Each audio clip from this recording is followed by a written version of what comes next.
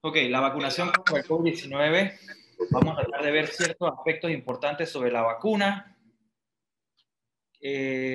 aspectos científicos y hasta aspectos morales. Vamos a ver, porque yo sé que hay mucho que se ha hablado a través de la vacuna y quiero pues aclarar todo lo que se me sea posible. Entonces, lo primero que vamos a ver es que toda la información que yo he obtenido ha tratado de poder, que ha sido la más actualizada posible. Como pueden ver aquí, la información que yo traté fue de actualizarla hasta el día de ayer. Como pueden ver aquí la fecha, marzo, lo más actualizado en los últimos hallazgos sobre las vacunas. Hasta esta última actualización tenemos actualmente 82 vacunas disponibles. Y hay muchas más todavía en proceso de elaboración. En esta lista pueden ver diferentes rutas o mecanismos por la cual las vacunas funcionan. Y es algo que yo quiero hablar hoy porque hay conceptos de que cómo la vacuna actúa en el cuerpo y qué es lo que cambia qué cambia mi cuerpo y cómo yo genero esa inmunidad por la vacuna, ¿no? Entonces, todo eso vamos a tratar de tocarlo hoy de una manera muy superficial, pero sin desestimar la verdad, o sea, sin que haya una mala información. Entonces, importante entender algo sobre el virus. Y quiero aclarar hasta ahora que nosotros no vamos a hablar de la enfermedad hoy, ¿sí? Ni tampoco de las complicaciones de la enfermedad. Eso es para otro día. No vamos a hablar de los síntomas del COVID, ni tampoco vamos a hablar de las complicaciones del COVID, ni los... Joana, ñaca.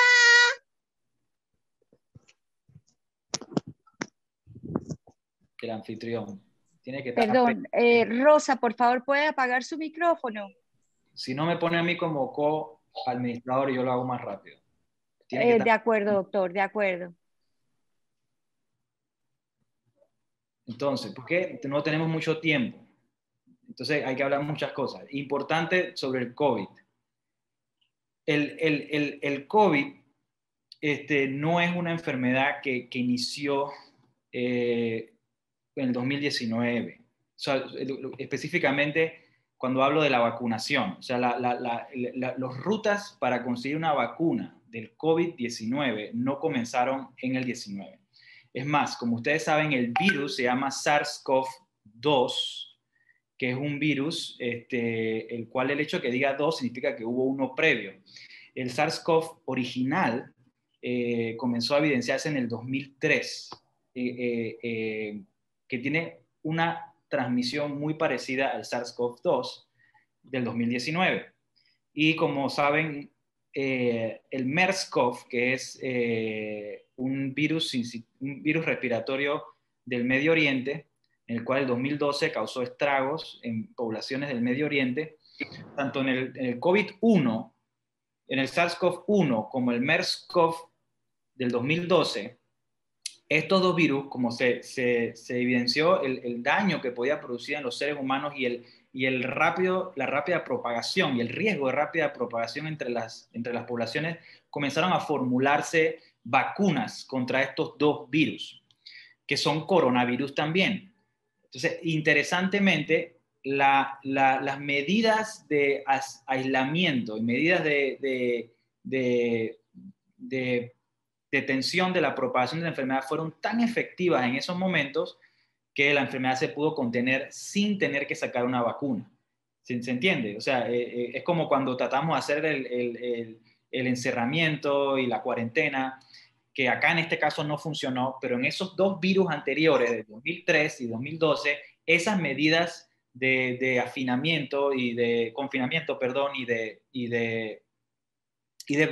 cuarentena sí funcionaron, lo que llevó al cese de la formulación de las vacunas. O sea, no fue necesario formular esas vacunas, pero sí quedó la información necesaria y esos primeros pininos, esos primeros pasos en formulación de la vacuna fueron suficientes para poder formular rápidamente la vacuna del COVID-19. ¿Ok? Entonces eso es importante, porque mucha gente ha dicho por ahí que cómo es posible que esto lo hicieron tan rápido, que eso no es una vacuna, que eso que están metiendo un no sé qué. Entonces, es importante deslumbrar la información, o sea, es importante sacar a la luz que estas cosas no es que se han formulado de ayer para hoy, sino que ya vienen de más de una década, casi 20 años, de antecedentes de la fabricación de las vacunas contra el coronavirus. ¿Ok? Entonces, teniendo eso en cuenta, vamos a ver un poquito sobre el virus. Lo importante del virus y el objetivo de la inmunidad, el objetivo de la vacuna es neutralizar eh, los diferentes rutas, vamos a decir así, por la cual el virus activa tu sistema inmunológico. La causa de la complicación de los pacientes con COVID es que ellos desarrollan una respuesta inflamatoria. O sea, la respuesta que hace el cuerpo contra el virus es tan fuerte y tan severa que es lo que lleva al paciente entonces al deterioro y riesgo de muerte.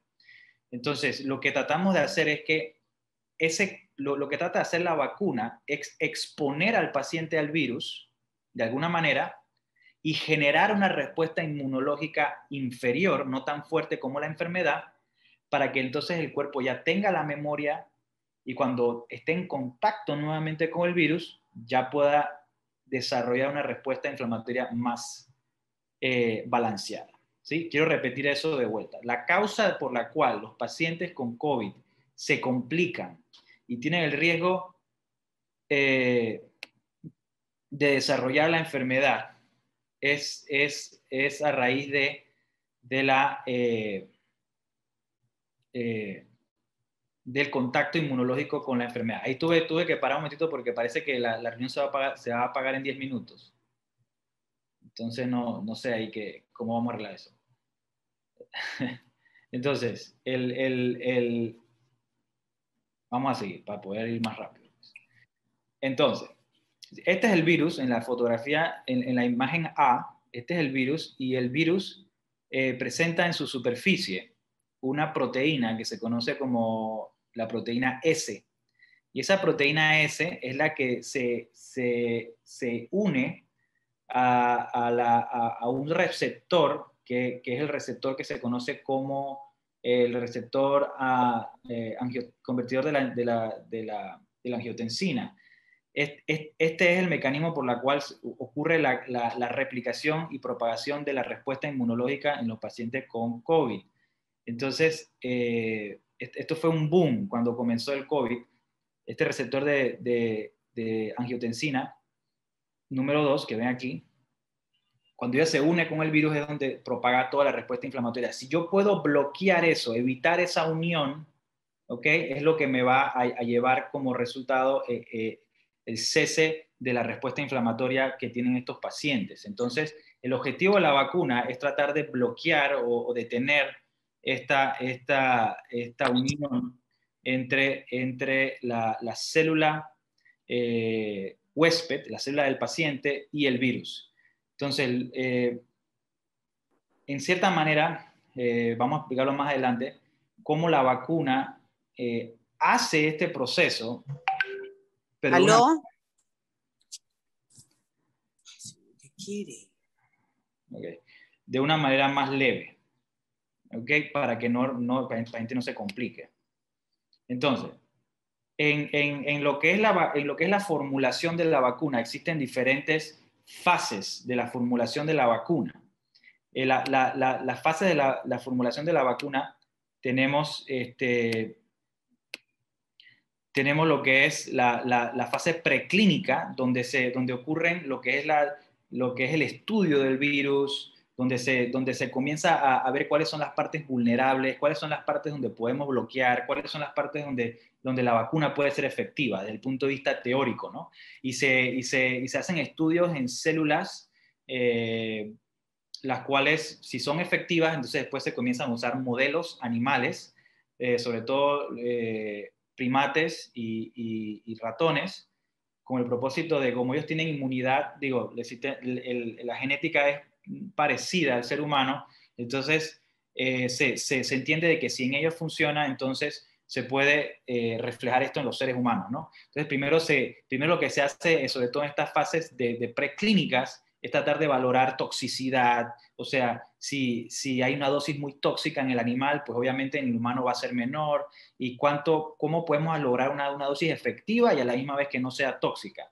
O sea, que sea una dosis que produzca el efecto deseado y a la misma vez evite que evite cualquier riesgo de complicaciones o toxicidad por la vacuna.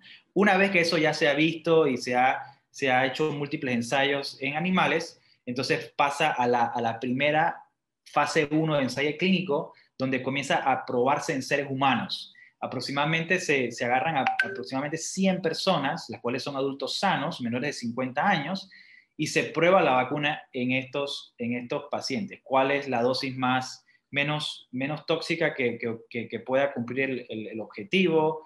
Qué vía de administración es la mejor, si requieren una o dos dosis para lograr el efecto. Y entonces se prueban si fue satisfactorio. Si es así, entonces se prueba en otro grupo de personas sanos, pero a veces pueden ser hasta 1000 personas a veces, para ver si se ven los mismos resultados en este grupo de personas. Y después tenemos la fase 3 del ensayo clínico, que es cuando se agarran personas aleatoriamente, sean enfermos o sean sanos, o sea, personas de todo tipo, de toda raza, de donde se pueda, de todas partes del mundo, y entonces todas las personas entran al ensayo clínico y que se hacen las pruebas para ver si hay desarrollo de alguna complicación o hay desarrollo de una falta de la eficacia, etc. Y posteriormente, entonces, cuando ya pasa la tercera fase de ensayo clínico, entonces la vacuna puede ser comercializada, ya se puede vender. Y después viene lo que es la post-comercialización, que son cuáles fueron los efectos que se vieron en los años después de haber salido la vacuna. Que obviamente, eso todavía no nos encontramos en esa fase durante ahorita mismo, ¿no? Pero miren, nada más quiero que se den cuenta cuánto tiempo aproximadamente demora formular una vacuna. Solamente en la parte de investigación puede durar de 1 a 10 años. En las primeras fases clínicas puede durar de 2 a 3 años, de 2 hasta 5 años. Estamos hablando que puede durar aproximadamente de 10 a 15 años formular una vacuna en circunstancias normales. Pero en el caso de la vacuna contra el COVID, hicimos un récord básicamente en la formulación de vacunas. Y les digo nuevamente, no es que nosotros no teníamos nada anteriormente, ya se habían estudiado los pininos para entender cómo se podían formular vacunas en el coronavirus. Entonces, se usó esa información para entonces poder desarrollar la vacuna mucho más rápido. Todas las vacunas que están ahorita mismo en el mercado han pasado por la fase preclínica, fase clínica 1, 2 y 3 de ensayo, y se encuentran entonces ahorita mismo aprobados por la FDA y se encuentran en su fase post-comercialización. ¿Ok? Obviamente todo ha sido más rápido con el propósito de poder tener un resultado mejor. Entonces, ¿cuántas vacunas contra el COVID existen? Vimos que hay cientos de vacunas que están siendo formuladas. Bueno, no cientos, pues, pero decenas. Casi son 200 vacunas las que están siendo formuladas en este momento. Las que están aprobadas y que están ampliamente comercializadas son las que más vamos a ver hoy. Específicamente vamos a ver la de Pfizer, que es la vacuna que nosotros tenemos en Panamá. Y es la que probablemente a usted le van a colocar. Entonces, como pueden ver aquí en esta gráfica, hay 4 tipos de vacunas por sus mecanismos de acción y vamos a entonces explicar cómo actúan en el cuerpo humano. En los tiempos, hace años atrás, cuando se formularon las primeras vacunas, finales del siglo XVIII, lo que se hacía era que se formulaba una forma del virus que había sido atenuado. Entonces, las dos formas de vacunas clásicas es que agarran el virus y el virus lo inactivan o lo debilitan. ¿Ok? Por ejemplo, agarran un virus y digamos que le mochan una patita. Le mochan una patita para que el virus, cuando entra al cuerpo, está como enclenque, como que no puede actuar, y entonces necesita de esa patita, ¿no? Para poder causar sus estragos. Pero eso es una ventaja porque el cuerpo puede reaccionar contra el virus, agarrar memoria de cómo destruir ese virus posteriormente sin tener que desarrollar una enfermedad grave porque el virus está atenuado. Espero, ¿no?, que sean emisores de esta información y lo compartan con sus familiares y amigos. Es importante, porque hay mucha mala información ahí, que si te están metiendo un chip, que si te va a dejar el enfermo, que no sé qué. Entonces esto es importante. Como le iba diciendo, si usted tiene un virus medio deshabilitado, ¿no?, que está inválido, vamos a decir así, pero el virus está vivo todavía, está vivo pero está debilitado, él va a desarrollar una respuesta inmunológica, o sea, va a desarrollar una respuesta inflamatoria, pero mucho más leve que si el virus estuviera totalmente activado y sin ningún problema. Entonces, el beneficio de este tipo de vacunas es, uno, que la inmunidad que va a desarrollar el paciente, que es lo que queremos, o sea, acuérdense que ese es el propósito de la vacuna, que usted desarrolle una inmunidad contra el virus, esa inmunidad va a ser muy buena, ¿ok? Solo que hay riesgo de que el paciente pueda desarrollar la enfermedad, sobre todo en pacientes inmunosuprimidos, como pacientes con psoriasis o con tratamientos con inmunosupresores. Que si usted tiene las defensas bajas y usted recibe el virus, aunque ese virus esté medio inválido, puede causar una enfermedad y llevarlo a desarrollar COVID severo, ¿ok? Entonces, la contraparte es totalmente, o sea, es introducirte, que la vacuna introduzca, o sea, el virus totalmente inactivado. El beneficio de ese tipo de vacunas es que el paciente no va a desarrollar una enfermedad severa, definitivamente no, porque el virus está muerto, pero la capacidad que tenga la persona de desarrollar la inmunidad va a ser muy pobre. Entonces hay pacientes que no se van a inmunizar o no se van a inmunizar correctamente. Y cuando les dé la infección, cuando se contagien en serio, puede ser que la vacuna no sirva. ¿Entiendes? Entonces, esas son las pros y los contras del virus atenuado y el virus inactivado. Después ven ahí el verde que dice el vector, virus vector. Es muy interesante ese mecanismo. Es un poco más caro de formular y lo que hacen es que, miren qué interesante, lo que hacen es que agarran un virus que sabemos que va a dar una enfermedad leve, ponga que agarran el virus del resfriado común, por poner un ejemplo. Eso que nos da todos los años y que no nos pasa nada, aunque tengamos psoriasis y aunque tengamos biológico, un resfriado común, la gran mayoría de las veces, no nos va a pasar nada grave, ¿verdad? Entonces lo que hacen es que agarran un virus de un resfriado común, pero adentro de ese virus le meten la genética del virus del coronavirus, ¿ya? Entonces, cuando el virus entra al cuerpo, el cuerpo reacciona no contra el coronavirus, sino que reacciona contra el virus del resfriado, y entonces posteriormente agarra o sea, ataca el virus del resfriado, o sea que la respuesta a la vacuna va a ser leve, pero adentro de ese virus va a haber información del coronavirus. Entonces el paciente no solamente va a desarrollar inmunidad contra el virus del resfriado, sino también va a desarrollar inmunidad contra el virus del coronavirus. Una vacuna muy famosa del coronavirus que tiene esta formulación es la de Johnson & Johnson con Janssen, que es una de las vacunas que ahorita mismo en Estados Unidos tiene una propagación muy importante y la gran beneficio de esta vacuna es que no requiere temperaturas tan bajas para poder mantener la vacuna estable, ni tampoco requiere una segunda dosis, solamente con una dosis es suficiente. Entonces es una excelente vacuna. Y el paciente no desarrolla una respuesta contra el virus muy fuerte, contra la vacuna, pues, porque es un virus muy suave y adentro de ese virus es el que está la información del coronavirus. Muy interesante ese mecanismo.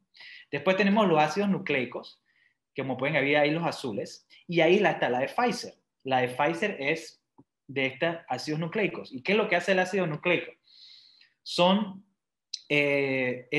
Lo que hace es que lo que te inyectan en la vacuna es la genética del virus, ¿ok?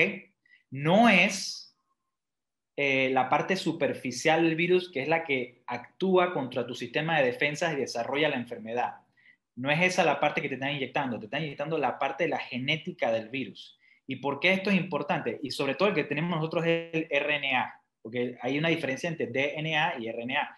pero básicamente lo que hacen esta vacuna es que después que te inyectan la vacuna, esta información genética entra dentro de la célula de nosotros, las células de inmunidad, las células de defensa, y las células de defensa expresan la superficie del virus. Es algo un poquito complicado de entender, pero al hacer esto, la respuesta del cuerpo es solamente un contacto de memoria, o sea, no hay una reacción inflamatoria, solamente la célula de defensa expresa esta sustancia del virus y el cuerpo solamente agarra la información, crea memoria y está listo para cuando el virus llegue saber qué hacer, ¿ya?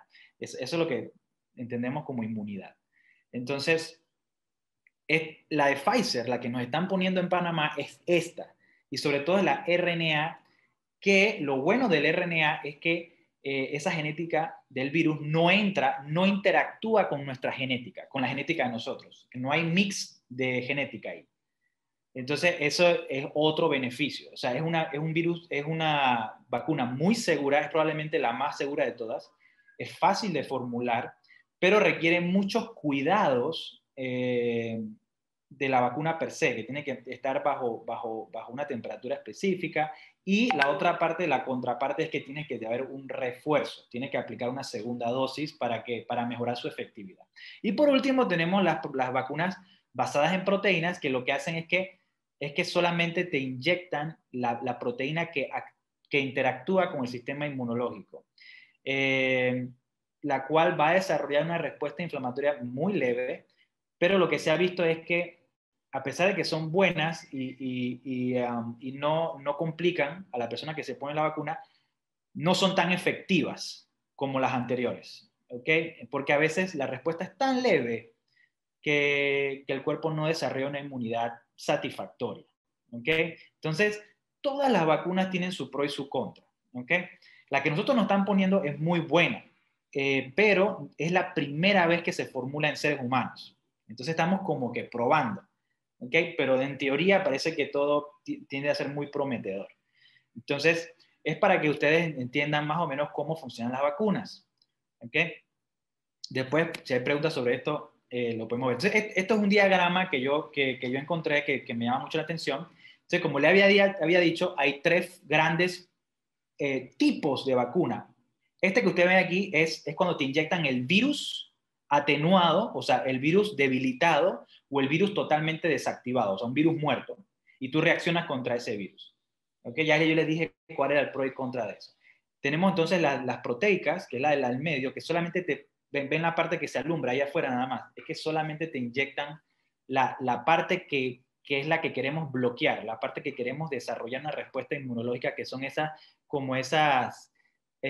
como tornillos que ven afuera, que eso se le conoce como la proteína Spike o la proteína S. Entonces, eso lo van a escuchar por ahí, Spike S. Eso es lo que el virus quiere, eso es lo que la vacuna quiere lograr, desarrollar una inmunidad contra esa proteína que se encuentra afuera del virus, ese tornillito.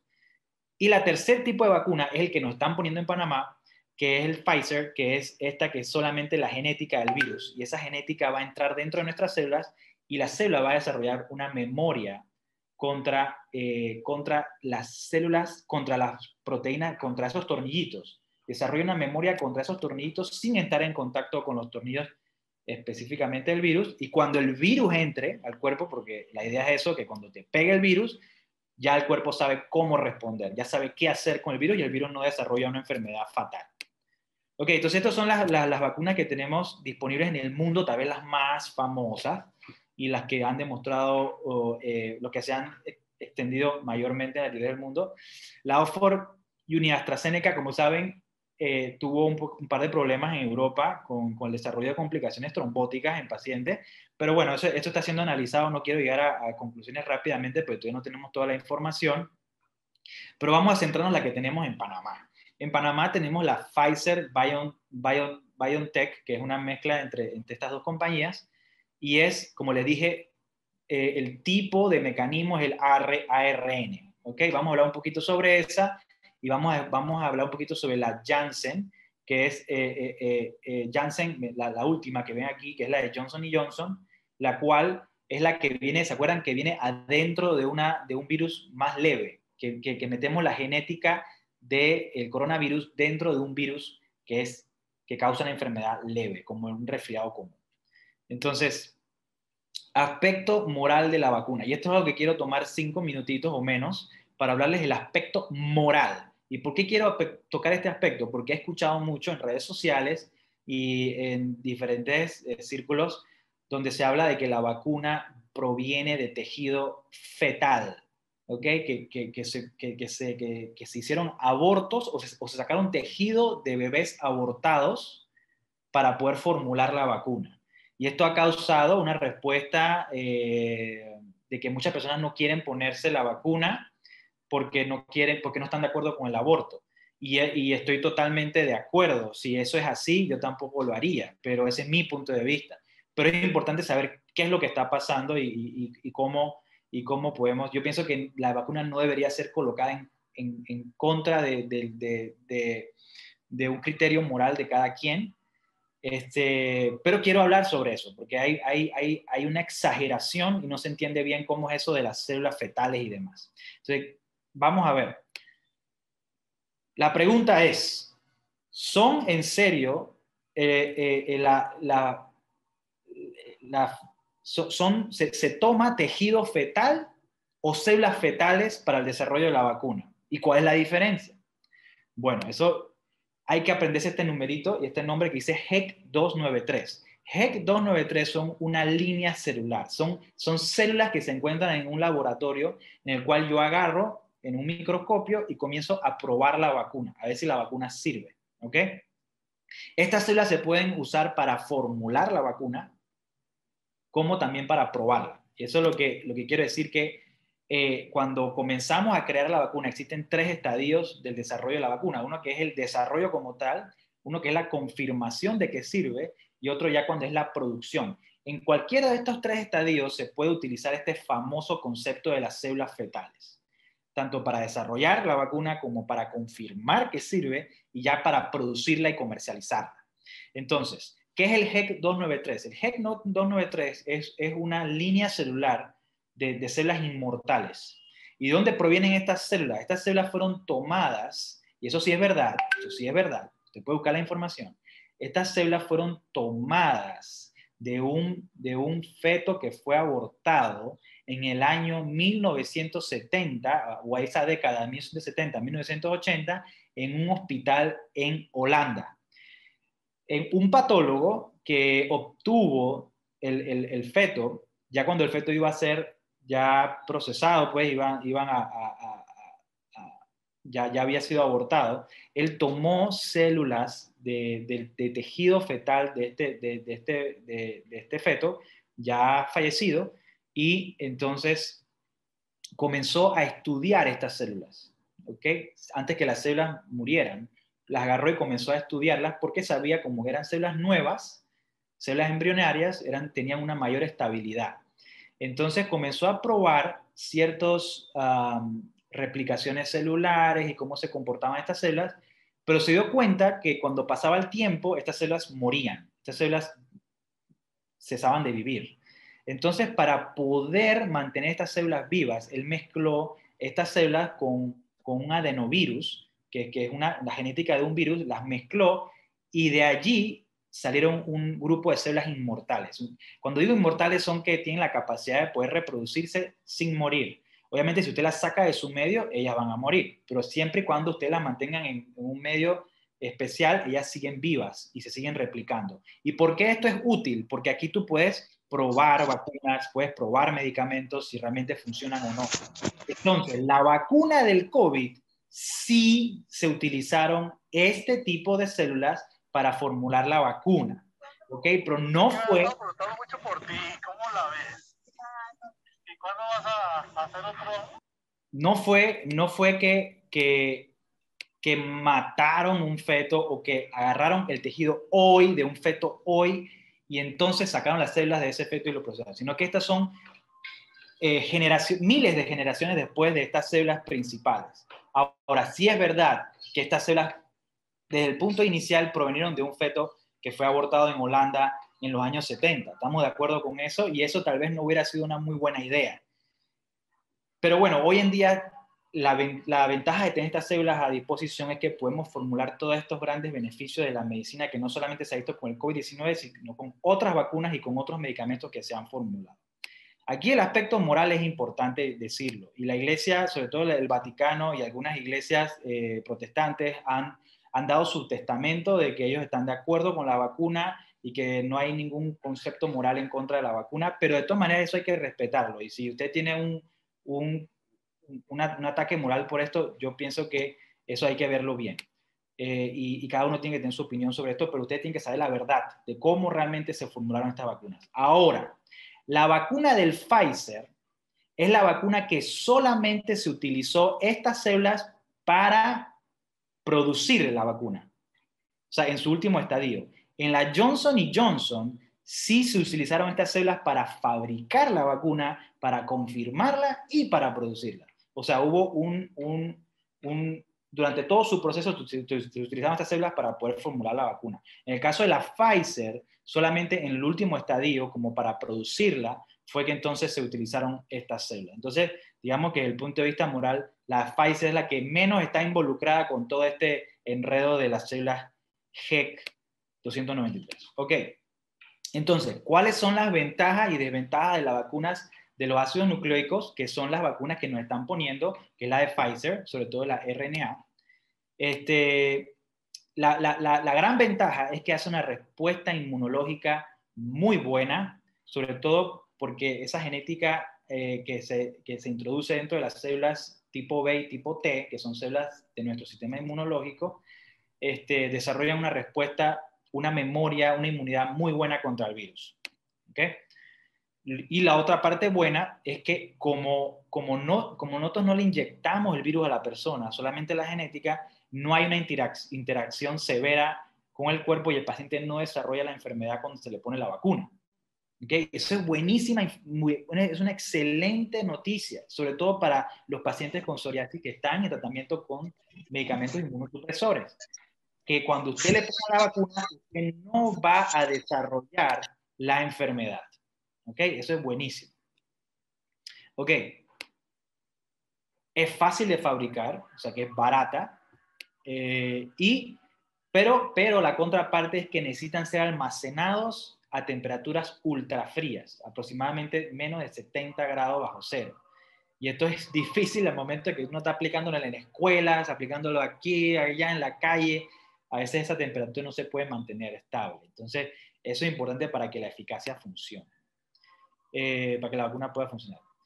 Otra parte que parece ser una desventaja es que, bueno, es la primera vez que estas vacunas se están utilizando en seres humanos. Entonces, estamos, en cierta manera, aunque la teoría se ve muy buena, todavía no sabemos el efecto que va a tener a largo plazo. Yo no creo que haya problemas en el sentido de que no vaya a producir algo malo, sino que más que todo yo diría en la parte de la efectividad de la vacuna. No sabemos todavía si va a ser eficaz a largo plazo, ¿entienden?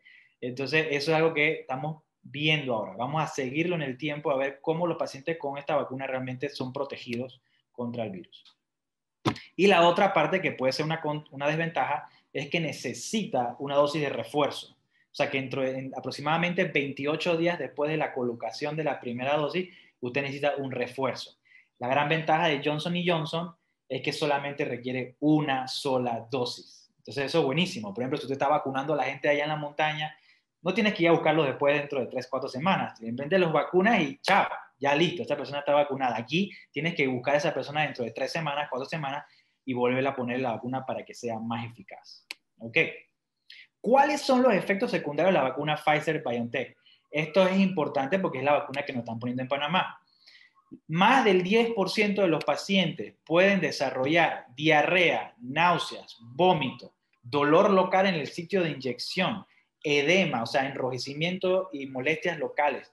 Puede desarrollar escalofríos, fatiga, que aproximadamente dura de 2 a 3 días, cefalea, o sea, dolor de cabeza, dolor en las articulaciones, dolor en los músculos y fiebre. O sea, más del 10% de los pacientes desarrollan estas complicaciones.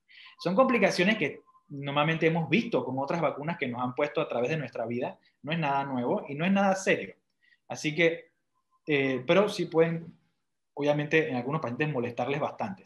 El hecho de que usted tenga psoriasis o el hecho de que usted tenga una inmunosupresión, no se ha visto que usted tenga el riesgo de desarrollar una diarrea más fuerte o que tenga más náuseas que una persona que no tiene psoriasis o que una persona que no está usando tratamiento con biológico o con metotrexate, etc. Otra cosa importante, de 1 a 10%, o sea, menos probable, solamente el 1 al 10% de los pacientes desarrollan linfadenopatía, que esos son como ganglios temporales, que serían como cuando uno se le inflaman las glándulas, hacen una reacción de hipersensibilidad, como que hacen una alergia, como un rash cutáneo, el eritema local y malestar general. O sea, básicamente son síntomas pasajeros, son síntomas que no conllevan un daño constante y que repercute, ni que tampoco es irreversible. Muy infrecuente, edema facial, a esa persona se le hincha la cara, la anafilaxis, la cual es una reacción alérgica severa contra uno de los componentes del virus, que tal vez si usted ha tenido una reacción severa anteriormente con otras vacunas, tiene que asegurarse que la vacuna que le pusieron aquella vez que usted desarrolló una alergia severa no tenga los mismos componentes que esta vacuna. Realmente la reacción no es tanto contra la genética del virus, sino más que todo contra los incipientes y las sustancias que ayudan al virus, perdón, a la vacuna a actuar, ¿no? Ok. ¿Cuál es la contraindicación? O sea, ¿cuándo no me puedo colocar la vacuna? ¿A quiénes no se le ponen la vacuna? ¿Ok? Historia previa de reacción alérgica severa a los componentes de la formulación de la vacuna. O sea, lo que yo le decía antes, si usted tiene una historia que usted hizo una reacción alérgica fea, que quedó en el hospital, en el cuarto de urgencia, contra uno de los componentes de la formulación de la vacuna en vacunas anteriores, esto es lo que se le recomienda no colocarse la vacuna o utilizar otro tipo de vacuna contra el COVID. Una reacción alérgica inmediata a la dosis previa. Saben que son dos dosis. ¿Okay? Si usted desarrolla una reacción alérgica, un rash cutáneo, una dificultad respiratoria, síntomas alérgicos, pues se recomienda no colocar la dosis siguiente, ¿ok? Sino, en ese caso, utilizar otra vacuna. Obviamente, si usted tiene COVID activamente, usted tiene COVID en el momento que le va a poner la vacuna, no es recomendado ponerse la vacuna porque va a desarrollar una respuesta inflamatoria más severa y puede complicarse la enfermedad que tiene actualmente.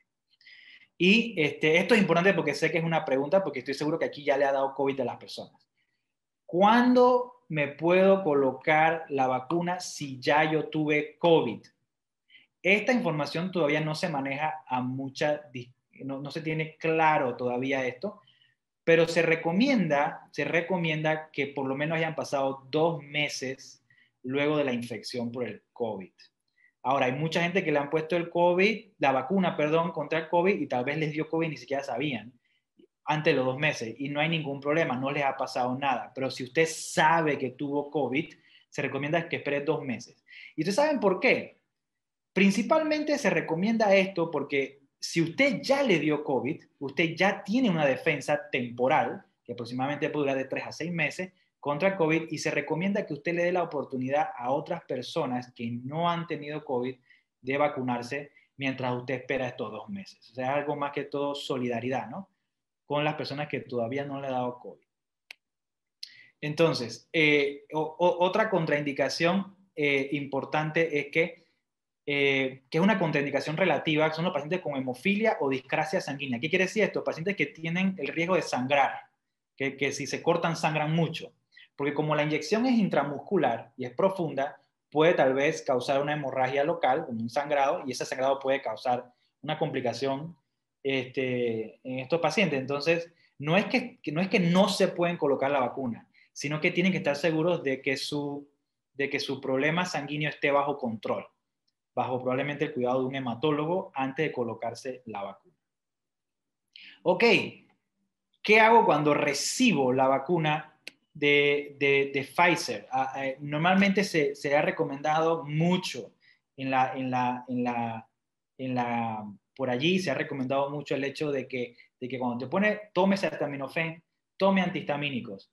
Bueno, según la Organización Mundial de la Salud y algunas, sobre todo el artículo este que tengo aquí citado, no se recomienda utilizar acetaminofén a no ser que sea sumamente necesario, que cause mucho dolor local después de la vacuna, porque se ha visto que en los pacientes, que el acetaminofén en teoría puede desarrollar complicaciones en los pacientes que han tomado la vacuna, entonces no se recomienda el uso de acetaminofén o antiinflamatorio luego de la vacuna, a no ser que sea sumamente necesario porque causa mucho dolor. Si usted se puede aguantar el dolorcito, lo ideal es que no se lo aguante 1 o 2 días y ya después se le va a quitar. ¿Okay? Igual que con el uso de antihistamínicos. Se ha visto que el uso de antihistamínicos, por ejemplo, el Benadryl, la clorfenidramina, ya saben, ¿no? Todo esto que es para las alergias, la loratadina, etcétera, no se recomienda utilizar en pacientes vacunados porque puede disminuir la eficacia de la vacuna. ¿Ok? Entonces, eso es importante. Entonces, vamos a terminar con nuestros pacientes, ¿verdad?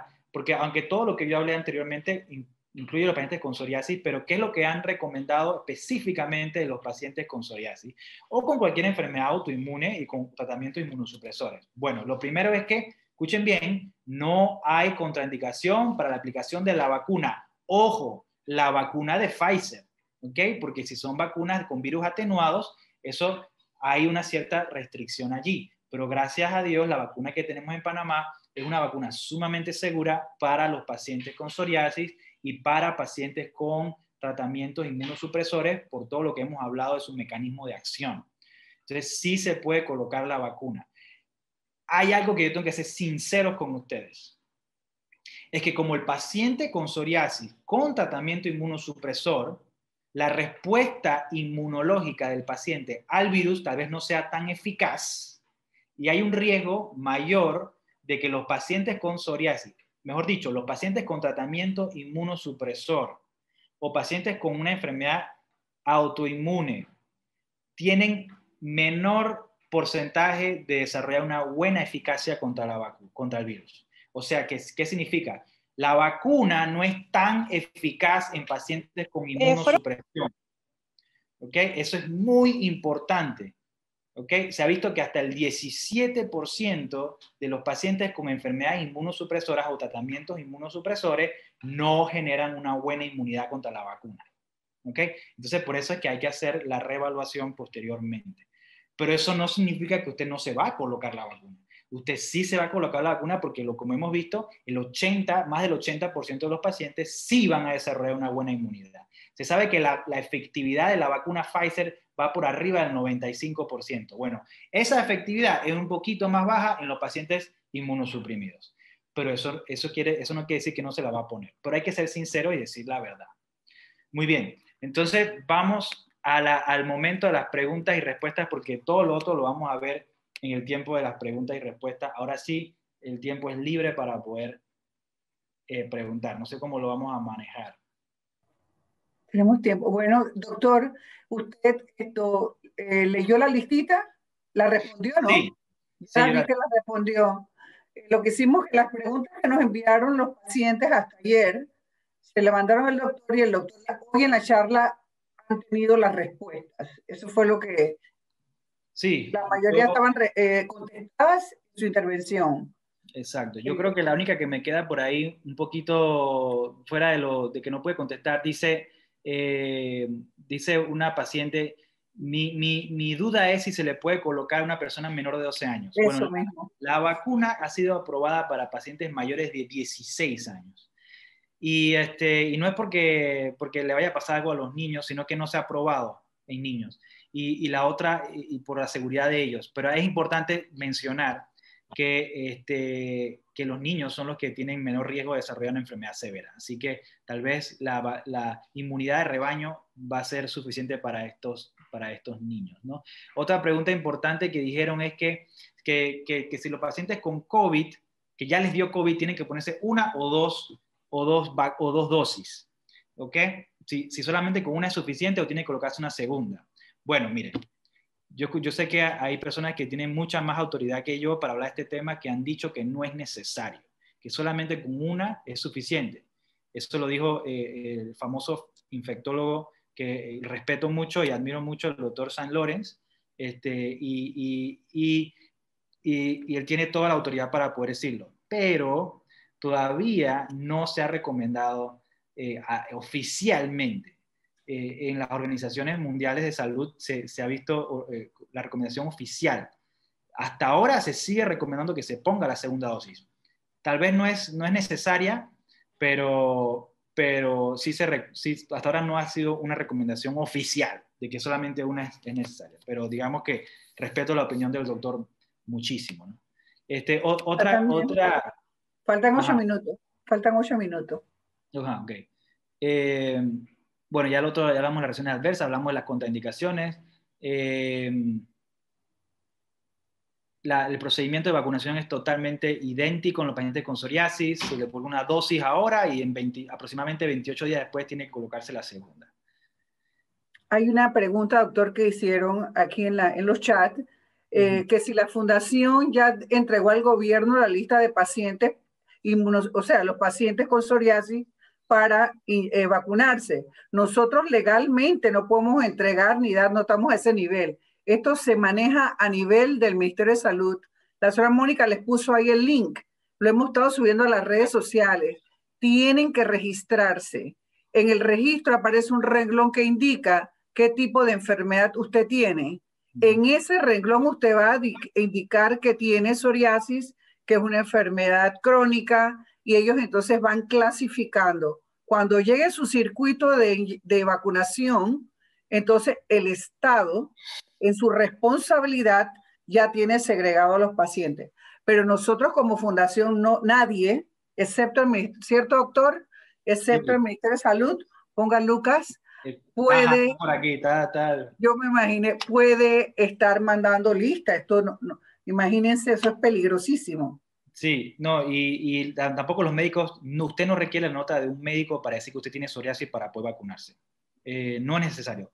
Usted tiene todo el derecho de vacunarse. Así que cuando sea su oportunidad, no necesita una autorización por un dermatólogo. Aquí tiene una pregunta muy interesante. Dice, ¿qué recomendaciones daría respecto a la inyección de tratamiento biológico los días antes y posterior a la vacunación? Sigue igual por ahora. El único medicamento que se ha tratado de dar restricción es el rituximab, que en psoriasis no lo utilizamos, que es un biológico también. Pero ese es el que tiene un poquito de hay una contraindicación en que se tiene que colocar 4 semanas después de la vacunación. Aparte de eso, las que utilizamos nosotros no hay contraindicación. Así que muy bien.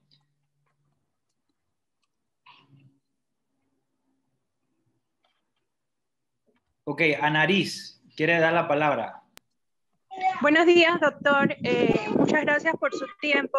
Realmente me dejó un poco confundida. Yo fui la que hice la pregunta acerca de que si los menores, específicamente de 12 años, podían ser vacunados. Le escuché atentamente donde usted indicaba que es cierto, la vacuna no ha sido probada en menores y que solamente estaba recomendada hasta 16 años. Sin embargo, entendí, y ahí sí quisiera, porque me confundí, entendí que por lo menos el gobierno de Panamá iba a hacer los esfuerzos por vacunar hasta los 12 años. Entonces, bajo ese escenario, llegado el momento y teniendo la disponibilidad de vacunas para menores de 12 a 16 años, puntualmente, su recomendación, ¿cuál sería? ¿Vacunar o no? En mi caso, mi hija tiene 12 años y ella ya tiene 2 años de haber sido diagnosticada.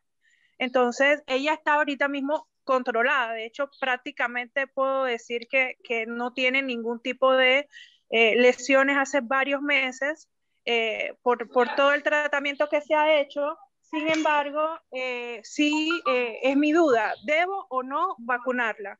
Sí, la verdad que, bueno, eso sí, no tengo la autoridad para realmente decir eso, porque no ha habido ningún es que yo haya leído, pues, alguna carta oficial, no tanto del MINSA, sino a nivel internacional de que mundial, han dado la vacunación en menores de 16 años. Si eso el Ministerio de Salud va a poner esa recomendación, yo pienso que hay que buscar el respaldo investigativo por la cual ellos están recomendando la vacunación a los niños menores de 16 años. Le agradezco. Oriana. Vamos a esperar para esa información. Señora Ariana, no sé quién es su médico, pero lo puedo orientar mejor. ¡ay, qué maravilla! Pero yo que he estado, esta es mi tarea, todo, así como le pido a ustedes, todo lo que se escribe a nivel del Ministerio de Salud sobre este tema, es obligación que estemos informados. Si no tenemos tiempo de ver noticias, meternos en la página, la información está muy clara y es muy buena. Tenemos que mantener mucha información. Y en el caso suyo, del menor de edad, hubo una pregunta que generó una respuesta de la viceministra de Salud, pero no se indicó que se iba a considerar. O sea, es un proyecto, pero como no hay pruebas de los menores, ahí se decía que hasta que no se haya autorizado a nivel de OMS, por ejemplo, entonces no podemos comenzar Panamá a vacunar a los menores de edad. Y en eso lo conozco muy bien porque me interesa en la respuesta de lo que dijo el Ministerio de Salud. Así que allí converso un poquito con su médico. ¿Quién es su médico de la menor? Señora Oriana. Sí, es conmigo, Anaris. Perdón, no, es que... Oriana Anaris. ¿Quién es el doctor de la niña? ¿Quién es el doctor de la niña? Sí, permítame, mi nombre es Anaris y yo soy la que hace las preguntas acerca de la menor de 12 años. El doctor de ella es el doctor Osvaldo Zamudio. Pero, ¿me escuchan? Perdón. Sí, cómo no. Después hablamos sobre eso porque sí creo que es una respuesta. Se nos va a acabar el tiempo. Nos quedan nada más 2 minutos, pero sí vamos a, yo pienso que el doctor Samuel le puede ampliar un poquito sobre, para que esté más tranquila. Ok. Sí, gracias. Hola, Luz. Mira ese invitado especial, doctor, no se meta. Bueno, ese bebé está hermoso. Ana, no sé si te parece, si vamos entonces ya cerrando. Sí. Entonces le quiero dar las gracias al doctor Pablo Noel y felicitarlo por ese hermoso bebé que está de comérselo, qué delicia. Doctor, muchas gracias por su excelente presentación, que ha sido muy ilustrativa. Yo creo que hemos aclarado muchísimas dudas. En las redes sociales se han ventilado muchas cosas sobre si las personas con enfermedades inmunológicas autoinmunes se debían vacunar o no. Ya sabemos que sí nos debemos vacunar y lo único es que quizás tengamos una reacción o tengamos una menor protección que alguien que no tuviera la enfermedad. Sin embargo, hay un 83% de probabilidad de que sí vamos a reaccionar igual que si no hubiéramos tenido la enfermedad. Excelente noticia que la que se está poniendo para enfermedades crónicas es la de Pfizer, que aparentemente, según las explicaciones que ha hecho, el hecho de utilizar el mensajero RNA es lo que más adecuado para nuestra situación. Así que pues quedamos muy tranquilos después de toda la información que nos ha brindado en el día de hoy. Y ya saben pues que nos tenemos que vacunar. Respecto a los niños, eso saldrá más adelante y se dirá una vez que se haya probado en niños si se puede o no se puede, y ya saldrá a través de la Organización Mundial de la Salud cuáles van a ser los parámetros que deben usar los países que forman parte de la OMC. Panamá es parte de la OMC. Entonces, yo creo que cualquier duda, pues nos pueden escribir más adelante y nosotros se la iremos haciendo llegar al doctor.